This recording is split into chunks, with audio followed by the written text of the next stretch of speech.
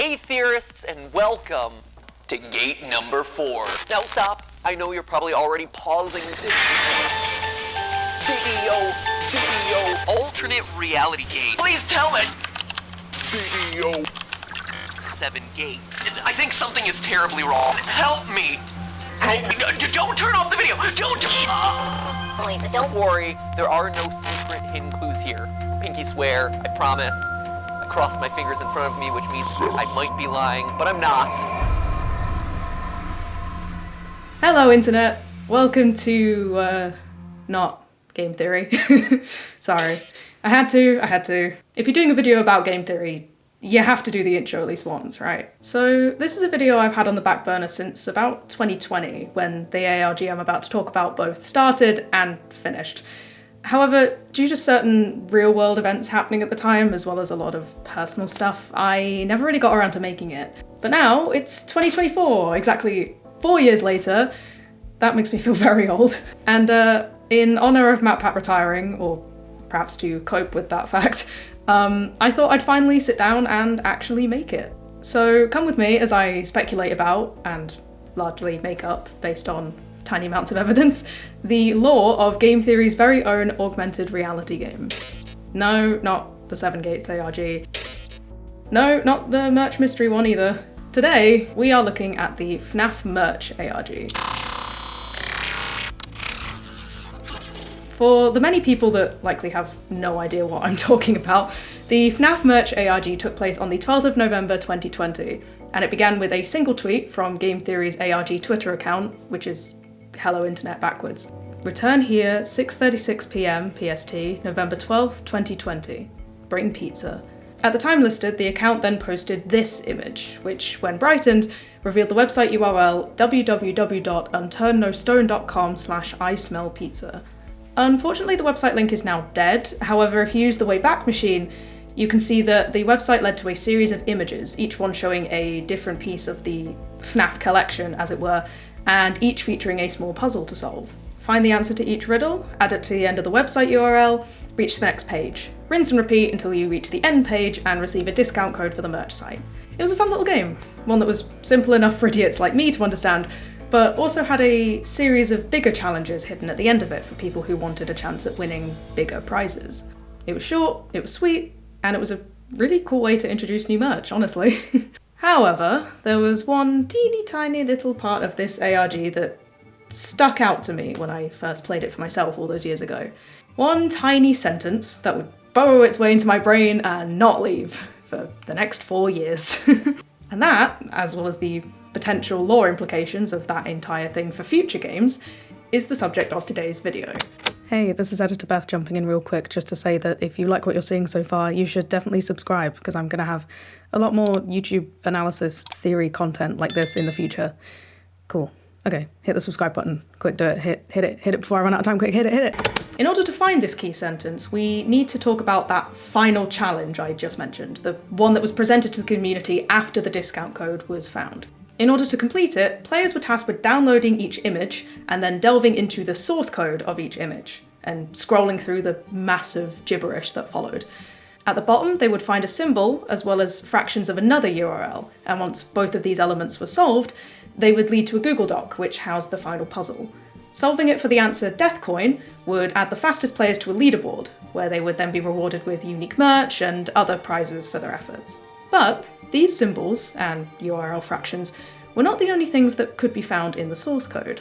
Before the reveal of each symbol, players would have to scroll through the following text. Could it be? After all this time, we're back. Did you miss me? I missed you too. But don't miss this. Here we go again. Rabbit hole after rabbit hole after rabbit hole. You thought it was over. You thought I'd never be back. Yet here we are, together again. Back from the dead. Amazing, isn't it? How a harmless little glyph can haunt you, test your stamina, test your will. But admit it, you love it. Tired yet? How could you be? It's been so long. I was a distant memory. A joyful memory to some. A gate-4 memory to others.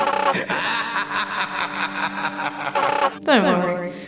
That evil laugh video was not a clue. Not a rabbit hole. It was just me laughing at you, scrambling to decipher glyphs again, just like the old days. At last, the final clue. Or is it? You probably have no idea where this is leading. Neither do I. I just do what he tells me. Help me. These sentences left me with so many questions. Who's speaking to us? What's with all the talk of glyphs and symbols and rabbit holes? Why is the final sentence so different to all of the others, and why does whoever's talking need help? This caught me so off guard that it pretty much just took me away from the entire ARG and sent me down a completely separate thought train. And at this point, I think I have some pretty good answers to all of those questions. Once again, I want to reiterate that this is less of a theory, since there's really not very much evidence that I'm using to come to these conclusions. It's more of a speculative narrative creation based on what I personally think would make for a really cool ARG story. But regardless, allow me to take you down my own personal rabbit hole. To begin, we need to answer that first question: who is speaking to us? Well, personally, I think it's the game itself. Let me explain. This voice is clearly talking to the players. Phrases such as, "Did you miss me?" and "You thought I'd never be back," imply that there's been a large span of time between the players and this voice interacting. It also hints at the fact that the players have spoken, or at least seen or heard, whatever the word is, this voice before. It knows us, and we know it. The Seven Gates ARG, which was the last big Game Theory ARG before this, finished in August of 2019, so until this tweet from Hello Internet that started this whole thing, the account had been inactive for almost a year. That to me definitely seems like long enough for people to wonder if Hello Internet or the ARGs would ever come back, or would ever make more. On top of that, a Gate 4 memory to others is a reference to the Seven Gates ARG, specifically to, surprise surprise, Gate 4, which completely unintentionally ended up being one of the most difficult gates of the entire game due to one single minigame that drove people insane. This, coupled with the fact that the line starts with I, as in I was a joyful memory to some and a gateful memory to others, just adds to my suspicion that this is the voice of the game itself, or the entity that controls all of these games, or something like that. It's referencing its own previous iterations, as well as the pains that the players went through to solve its respective puzzles.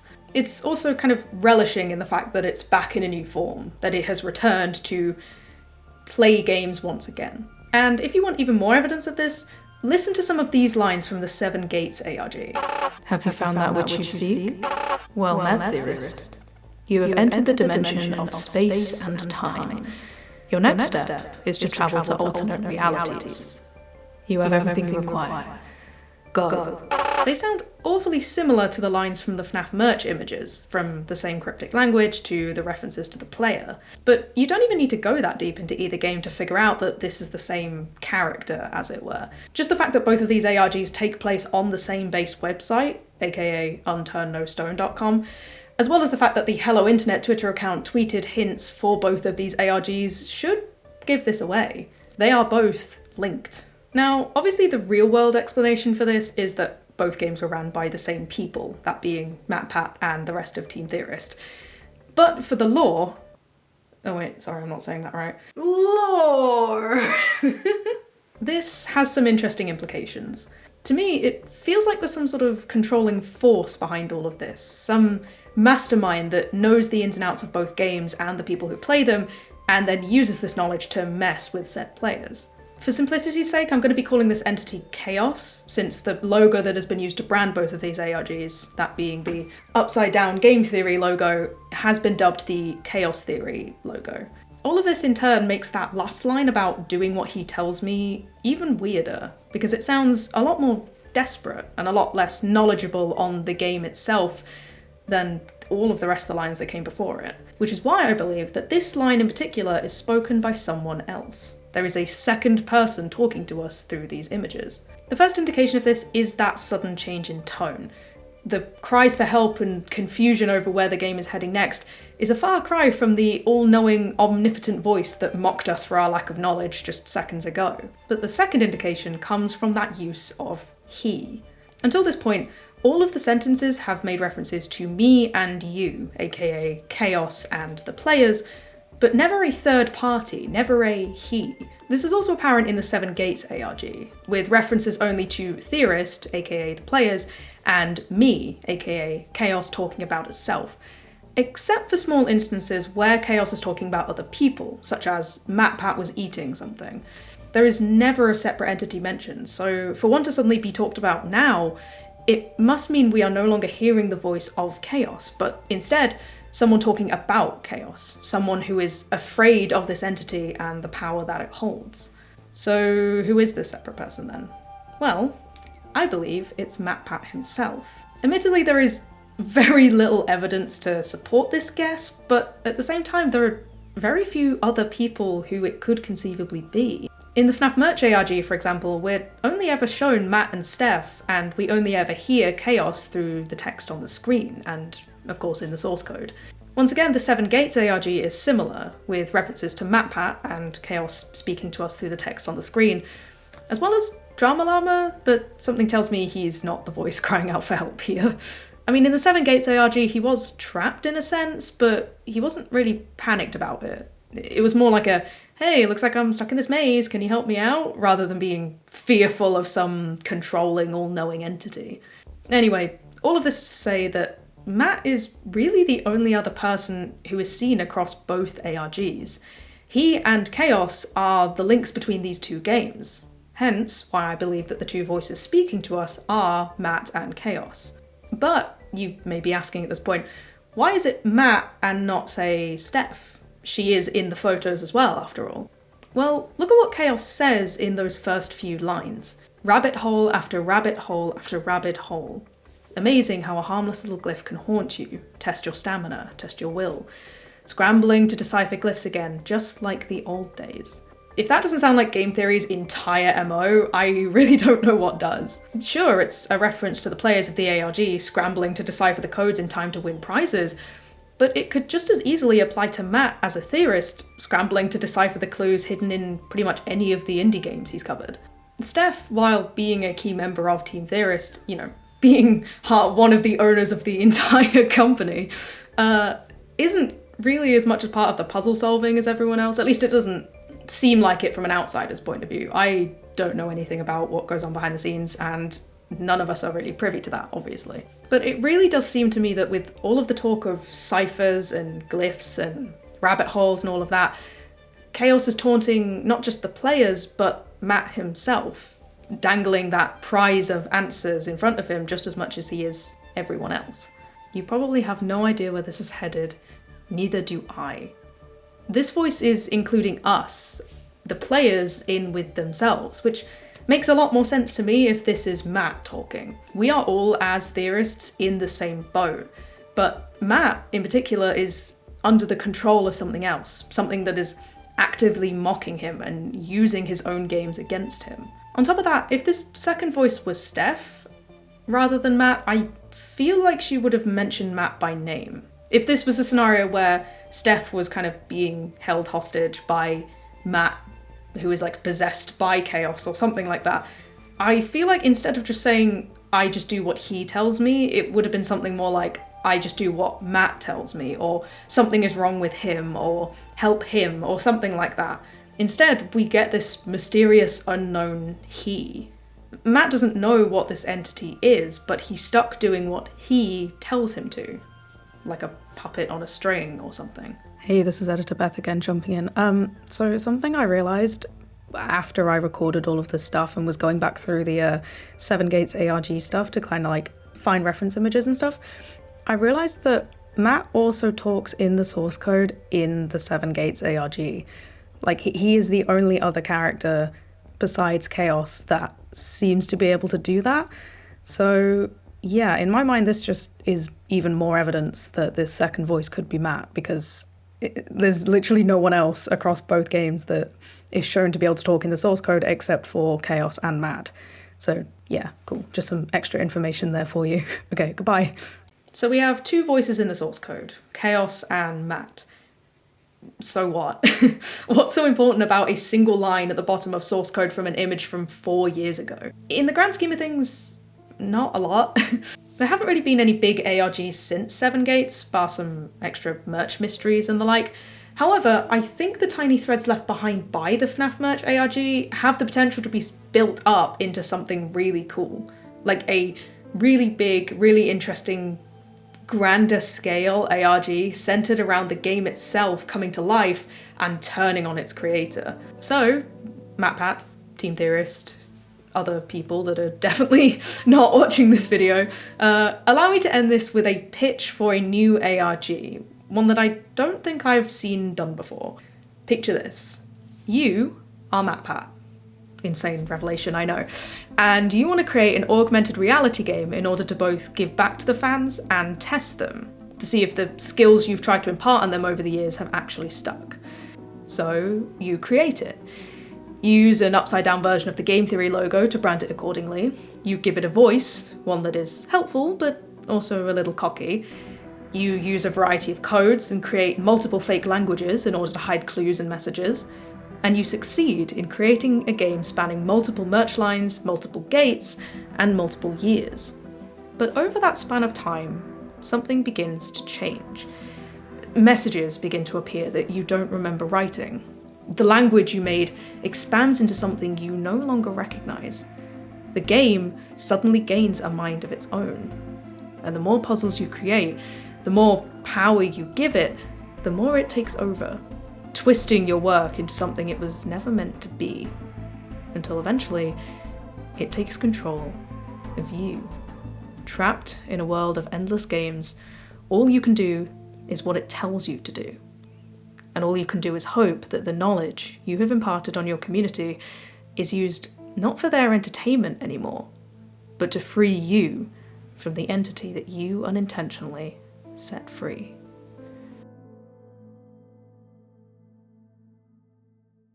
In less serious storyteller language, the idea of an ARG itself coming to life and turning on the people who made it is just a really cool idea to me. And again, one that I don't think I've really seen attempted before. If anyone could pull an idea like this off though, it would be Team Theorist, let's be real. They've dissected enough horror games and ARGs over the years to know what kind of stories have been done to death and the methods that go into creating different puzzles and all of this kind of stuff. And they're also definitely insane enough to throw like a massive meta idea like this out there. And hey, I mean, if anyone else that happens to watch this video wants to take this idea from me, feel free to do so, because God knows I do not have any of the skills necessary to make something like this happen. But yeah, that's pretty much all I have to say about this mini ARG. After years, I've finally done it. Was this kind of a pointless video? Definitely. I don't think anyone has thought about the FNAF merch ARG since it happened and since it ended. But I do feel like I kind of had to get this out there in order to just like preserve a little more of my mental sanity. It was going to stay in the back of my head forever if I didn't somehow get it out there, you know? And hey, with Matt's talk of a future lo-fi based ARG in the works, maybe we'll see something like this happen in the future, who knows? I mean, the first plot that comes to my mind when I hear lo-fi based ARG is kind of that of a character stuck in the endless loop of a lo-fi video and like trying desperately to escape. So, you know, it feels possible. Or maybe it'll be something completely different, something that no one expects. Who knows? Okay, I promise this is the last time I'm gonna do this, but I had another moment where I realized something after I recorded everything, so I'm putting it in here. In a recent GT Live episode, well, like recent for when this video is coming out anyway, Matt talks about the Creators in Fashion show that he's in the process of making. And he mentioned something kind of interesting to do with the FNAF merch that I feel like is relevant to put in here, because it feels like it could hint towards future developments in this potential ARG. I'm going to insert the clip here. I'm already planning on walking. That would be so cool. Yeah, I'm going to do one that where it becomes audience participation, let's say. And so it starts with a very bold start, where it'll be very dramatic, and it'll be showing off some of the old things that we did with the FNAF line. There'll be a couple of like very interesting moments sprinkled throughout, and then I'll close things off with a good audience participation moment where it should be satisfying for a lot of people, I think. So, yeah, I mean, I have no idea what he means by audience participation. That's definitely very interesting. But, yeah, him talking about referencing old stuff being done with the FNAF merch line means that we could potentially get references to this ARG in that fashion show, which would be really cool to see. You know, it could mean sort of the return of chaos, or like, I don't know, it could mean some sort of expansion on whatever text is hidden in the source code images. I don't know, it could mean a lot of things. I just thought it would be interesting to note here, given that it's, you know, reference to the FNAF merch ARG. But yeah, okay, back to Past Me for the final time, I swear. I guess we'll just have to wait and see. Patience is key, after all. But hey, that's not a theory. It wasn't really a game theory either, because I'm not game theory, but it was a theory about game theory? A game theory about game theory's game. A game theory game theory, I guess. I don't know. I don't know. This is getting too confusing. I'm gonna stop this here. Goodbye. Thanks for watching. I don't know what I'm doing. And hey, if you want to see more weird theorisy, rambly stuff like this from me, you should definitely subscribe. I'm telling you again because it's important and it's cool and you should definitely do it. And hey, if you want to know more about what this whole channel is going to be about, I can't really tell you because I don't know, but you should definitely watch the intro video that I made for this channel. It's very weird, very random, but I kind of like it. I think it sets the tone of this thing that I'm making very well. Okay, I'm gonna go for real now, I promise. Bye!